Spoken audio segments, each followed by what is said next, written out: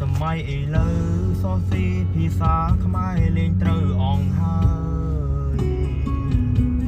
អូលោកអើយ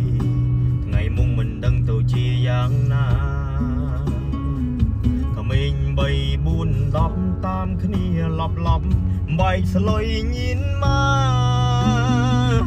គួរគិតពិចារណាជាតិយើងខេមរាកុំឲ្យគេមើងងាយ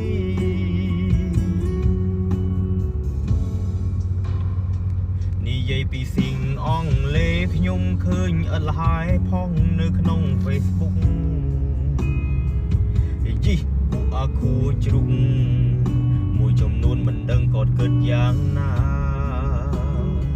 អក្សរជាតិយើងមានតើម្ដេចមិនយកមកប្រើជួយអភិរក្សរក្សាតោះពូមីក្អូនអាងោអាងាឈប់បែកស្លុយទៅណាឈប់នាំគ្នាបំពោសង្គម